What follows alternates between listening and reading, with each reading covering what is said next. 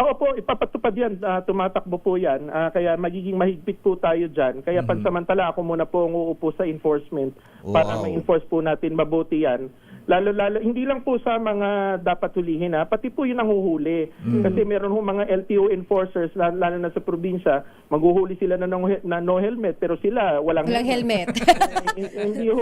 hindi ho uubra yun. Kaya kailangan, kapag seryoso po, yung totoong hulihan, dapat sumunod din tayo. Ayun, ito pala Anti-Distracted Driving Act. Tama, Ayun, Ada nga Lakay. Ada. Pero meron akong tatanong kay Asek Lakay kasi ito na-experience ko one Ano time yan? ay nag-book ako ng app, So ng Grab. bago yung booking related ito sa ADA ayan na. Kasi kanina Asek habang natatravel papunta rito sa opisina, violation ba ito ng Anti-Distracted Driving Act? Kasi may nakatiba akong lady driver, Sister Ella, sakay ng Toyota Vios kulay gray. Ayan. Anong plaka? ATA 4926. Ayan. May kwento ka lang, Asek, nakatawa. Kasi sabi ko, meron itong kanta-kanta nito, nguya ng nguya. Ano kayong nginunguya nito? Kumakain. Kumakain. Baka gutom na gutom na. Pagkatapos, tinignan ko sa naunahan ko na, abay, may kutsara. Ay, may kutsara. Paano po mapagka ganong case? Kain ng kain. Nakita ko 5 beses yata ang sumubog ko. Baka gutom na Kaya nga, kayo. gutom na gutom. Nagmamadali si lady driver.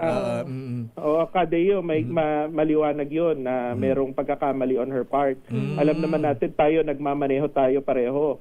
Yung may biglang may tumawid doon o baka aksidente o hindi niya makontrol. Lalo na, kaya kung mahigpit tayo sa ganyan sa yung pagse-cellphone pati yung mga ganung bagay, pero kagaya na sabi ko, titingnan ko yung legalities kung paano natin ma-implement yung mga ganyan na hindi dapat nangyayari kasi isang yan ng road crash isang nagiging dahilan. Ito Lakay, related din to sa ADA But pa sa yung kape, understood pa yun. Okay, tubig siguro. Pero pag tubig, okay lang yun. Nabilisan lang siguro yun.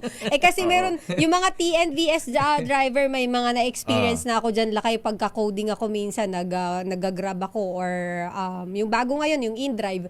Yung cellphone, Asek, yung nanonood pa ng YouTube. Ay, Meron akong kinausap one time, sinabihan ko talaga siya, Lakay, Asek, sabi ko sa kanya, sir, pwede po bang drive po muna tayo? Mamaya ka na po mag-TikTok. Kasi TikTok talaga siya ng TikTok, Lakay. Oo, buti tumigil siya.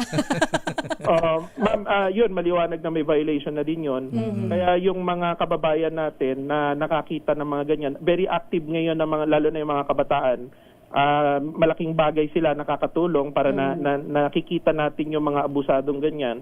So ini-encourage ko sila na yan, kung may pagkakamali yan, nagda-drive tapos nagse-cellphone, i-capture lang nila yon at i-capture yung plaka ng sasakyan, i-report sa amin para namin yan, action na namin kaagad yan kasi maliwanag yon.